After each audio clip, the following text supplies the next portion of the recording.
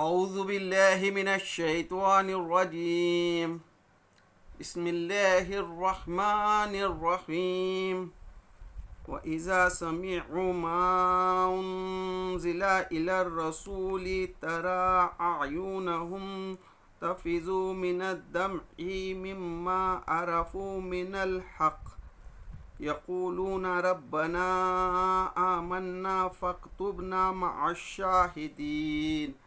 صدق اللہ العظیم۔ عزیز ساتھیوں، دوستوں، بزرگوں، ماؤں، بہنوں، السلام علیکم رحمۃ اللہ وبرکاتہ۔ آج ہم انشاءاللہ 7ویں پارے کا خلاصہ آپ کے سامنے رکھنے کی کوشش کریں گے۔ ابھی جو میں نے آیت تلاوت فرمائی سورہ مائدہ کی 83 نمبر کی آیت، اس میں اللہ تعالیٰ فرماتا ہے، جب وہ اس کلام کو سنتے ہیں جو رسول اللہ پر اتارا ہے تو تم دیکھتے ہو جو حق کو پہچانتے ہیں ان کی آنکھیں آنسو سے تر ہو جاتی ہیں، وہ بول اٹھتے ہیں کہ پروردگار، ہم ایمان لائے، ہمارا نام گواہی دینے والوں میں لکھ لے۔ یہ 7ویں پارے کی پہلی آیت تھی جس کا ترجمہ ابھی میں نے۔ اس میں اللہ تعالیٰ فرما رہا ہے کہ جو لوگ اللہ کے کلام کو سنتے ہیں ان کی آنکھ جو ہے آنسو سے تر ہو جاتی ہیں۔ پھر آگے اللہ تعالیٰ فرماتا ہے اس کی 87 نمبر آیت میں سورہ مائدہ کی، اے لوگو جو ایمان لائے ہو، پاک چیزیں حرام نہ کر لو، یعنی اللہ تعالیٰ نے جو پاک چیزیں ہیں وہ حرام نہ کرو۔ پھر اس کے آگے اللہ تعالیٰ اس سورت کی 110 نمبر کی آیت میں فرماتا ہے، عیسیٰ علیہ السلام اللہ کے حکم سے جو ہے، عیسیٰ علیہ السلام کا اللہ تعالیٰ بیان کرتا ہے۔ عیسیٰ علیہ السلام جو ہے کو اللہ تعالیٰ نے تورات کا علم دیا تھا اور انجیل دی تھی، تو اس کا ذکر کرتا ہے اور فرماتا ہے، عیسیٰ علیہ السلام اللہ کے حکم سے مٹی کا پتلا پرندے کی شکل کا بناتے تھے اور اس میں پھونک مارتے تھے اور وہ اللہ کے حکم سے پرندہ بن جاتا تھا۔ عیسیٰ علیہ السلام کو اللہ تعالیٰ نے جو معجزہ دیا تھا وہ پرندے کو مٹی سے پرندہ کی شکل بناتے تھے اور اس میں پھونک مارتے تھے، اللہ کے حکم سے اس میں جان آ جاتی تھی۔ اور پھر آگے اللہ تعالیٰ فرماتا ہے کہ عیسیٰ علیہ السلام کو حواریوں نے خواہش ظاہر کی کہ ان کو آسمان سے ایک آسمان سے کھانے کا دسترخوان اتار سکتے ہیں کہ اللہ تعالیٰ سے، اس طرح سے عیسیٰ علیہ السلام سے ان کے حواری کہتے ہیں۔ تو اللہ تعالیٰ جو ہے ان کے لیے آسمان سے ایک دسترخوان اتارتا ہے۔ اس طرح سے پھر اللہ تعالیٰ جو ہے سورہ مائدہ کی یہ جو سورت جو ہے اختتام کو پہنچتی ہے۔ پھر اس کے بعد آخر میں اللہ تعالیٰ فرماتا ہے اس کی آخری آیت میں، زمین اور آسمان اور تمام موجودات کی بادشاہی اللہ ہی کے لیے ہے اور وہ ہر چیز پر قدرت رکھتا ہے۔ پھر اس کے بعد سورہ الانعام شروع ہوتی ہے۔ اب یہاں سے مکی صورتیں شروع ہو رہی ہیں۔ مکی صورتوں کو سمجھنے کے لیے ہم تھوڑا سا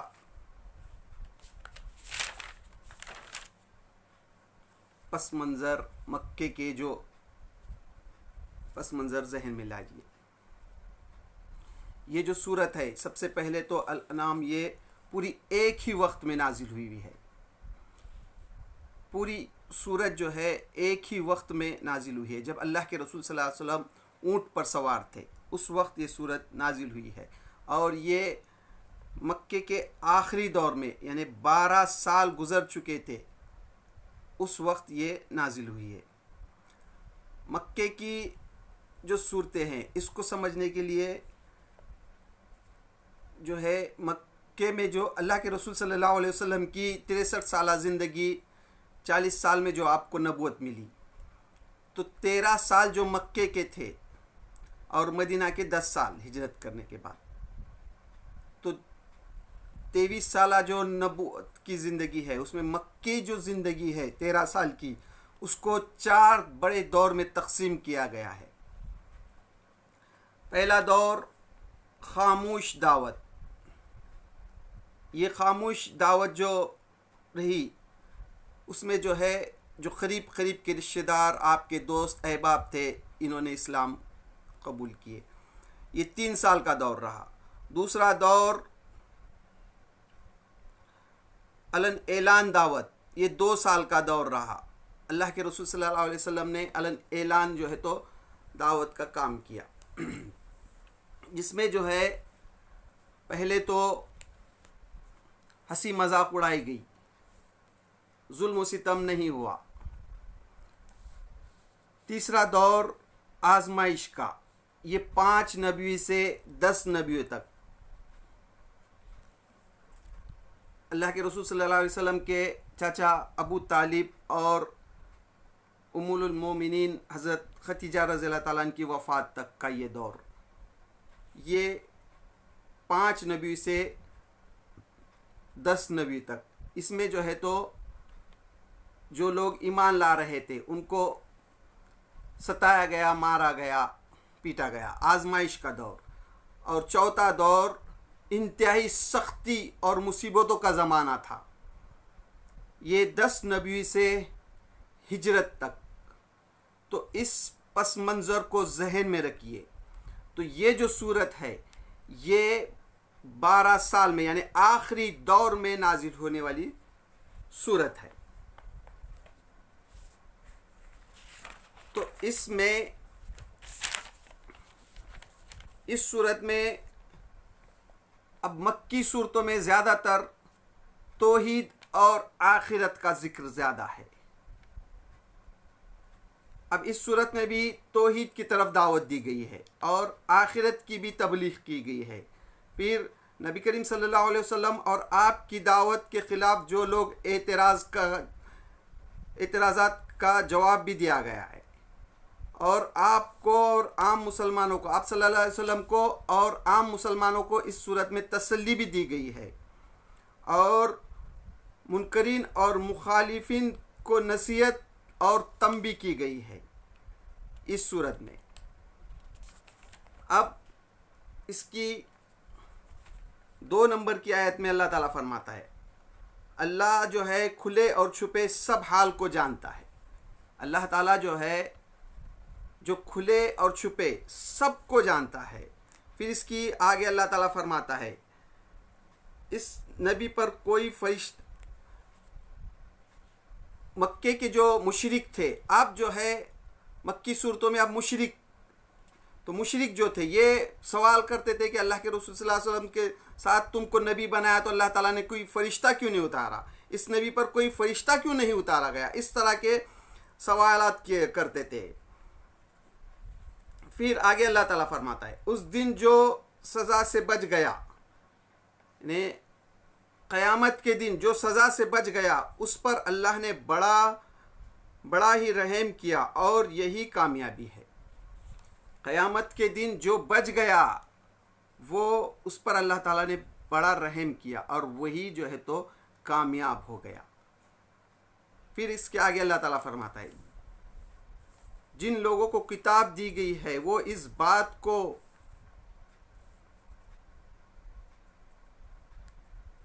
کسی شک و شبہ کے پہچانتے ہیں جیسا کہ اپنے بیٹوں کو پہچاننے میں کوئی شک نہیں رکھتے. یعنی یہاں پر جو ہے یہودیوں جن کو کتاب دی گئی تھی، اہل کتاب کو، وہ جو ہے اس قرآن مجید کو اس طرح سے پہچانتے ہیں جیسا اپنے بیٹوں کو پہچانتے ہیں. اس میں کوئی شک نہیں کہ وہ اپنے بچوں کو پہچانتے ہیں. اسی طرح اس دین کو بھی، اس کتاب کو بھی وہ پہچانتے ہیں، لیکن جو ہے جان بوجھ کر جو ہے اللہ کے رسول صلی اللہ علیہ وسلم کا وہ انکار کر رہے ہیں. پھر آگے اللہ تعالیٰ فرماتا ہے تم سے پہلے بہت سے قوموں کی طرف اللہ نے رسول بھیجے. اللہ تعالیٰ جو ہے اللہ کے رسول صلی اللہ علیہ وسلم سے پہلے بھی بہت سے قوموں کی طرف اللہ تعالیٰ نے جو ہے رسول بھیجے ہیں.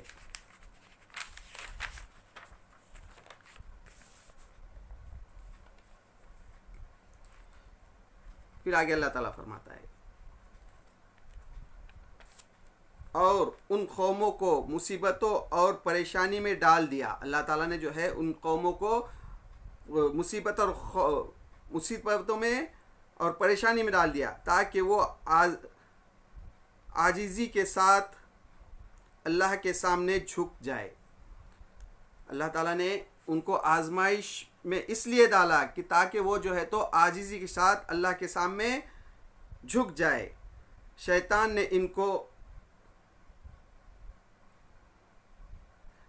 نے جو ہے ان کو اطمینان دلایا کہ جو کچھ تم کر رہے ہو خوب کر رہے ہو، لیکن جو ہے تو انہوں نے کیا کیا، شیطان نے ان کو جو ہے تو اطمینان دلایا کہ تم جو کر رہے ہو یہ جو ہے تو تم اچھا ہی کر رہے ہو. اس طرح سے وہ شیطان کے بہکاوے میں آئے. پھر جو ہے اس کے آگے اللہ تعالیٰ جو ہے فرماتا ہے اللہ نے جو خوشیاں کے دروازے ان کے لیے کھول دیے ہیں خوب مگن میں ہو گئے. اللہ نے اچانک انہیں پکڑ لیا. پھر ان کو جو ہے تو اللہ تعالیٰ نے شیطان نے ان کو جو بھلاوے میں ڈالا تو ان کو اللہ تعالیٰ نے خوشیاں کے دروازے کھول دیے. تو یہ جو ہے تو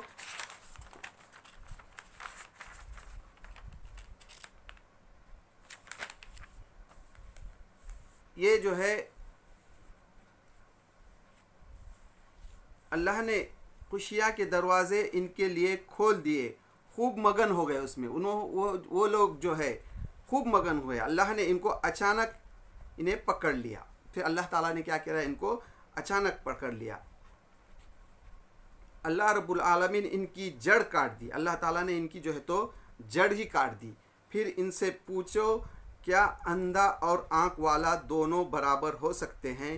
کیا تم غور نہیں کرتے؟ اللہ تعالیٰ جو ہے اس کی 50 نمبر آیت میں فرماتا ہے کہ کیا اندھا اور آنکھ والا دونوں ایک جیسے ہو سکتے ہیں؟ کیا تم غور نہیں کرتے؟ پھر اس کے آگے اللہ تعالیٰ فرماتا ہے کہو وہ اس پر قدرت قادر ہے کہ تم پر کوئی عذاب اوپر سے نازل کر دے یا تمہارے قدموں کے نیچے سے برپا کر دے یا تمہیں گروہ میں تقسیم کر کے ایک گروہ کو دوسرے گروہ کی طاقت کا مزہ چکھائے. یعنی اللہ تعالیٰ جو ہے جو دنیا میں جو عذاب دیتا قوموں کو تو اس کا بھی ذکر کرتا ہے. سب سے پہلے تو ابھی یہ جو 50 نمبر کی آیت ہے اس پہ بھی غور کرو کہ اللہ تعالیٰ نے جو ہے نا 45 نمبر کی آیت اللہ رب العالمین ان کی جڑ کاٹ دی. یعنی اللہ تعالیٰ جو ہے آزماتا ہے کہ پھر جو ہے ڈھیل دیتا ہے اور پھر جو ہے تو اچانک پکڑ لیتا ہے. یعنی جو قومیں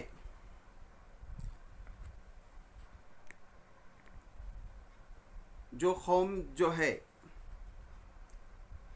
کو اللہ تعالیٰ ڈھیل دیتا ہے کہ وہ اللہ کی اطاعت کرتے ہیں یا نافرمانی کرتے ہیں. پھر اللہ تعالیٰ ان کو خوشحالی بخشتا ہے، وہ خوشحال قوم ہو جاتے ہیں. پھر اچانک اللہ تعالیٰ ان کو پکڑتا ہے.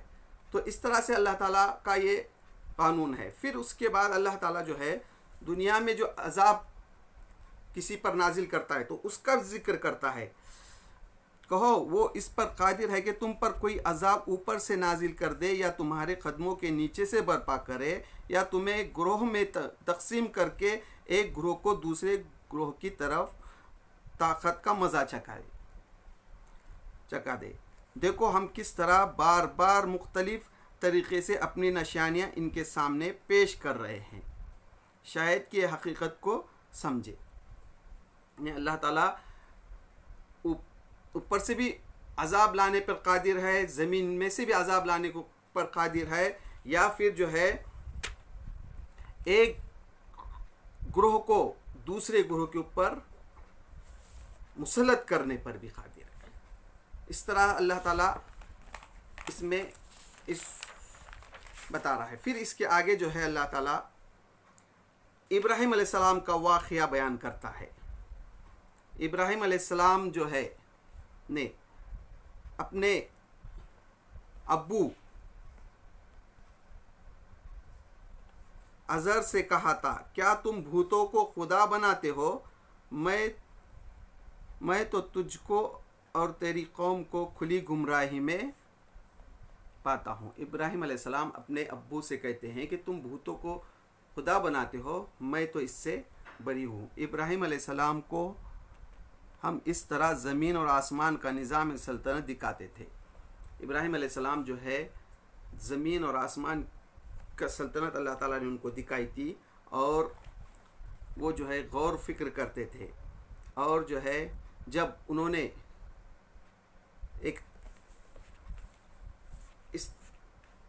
اور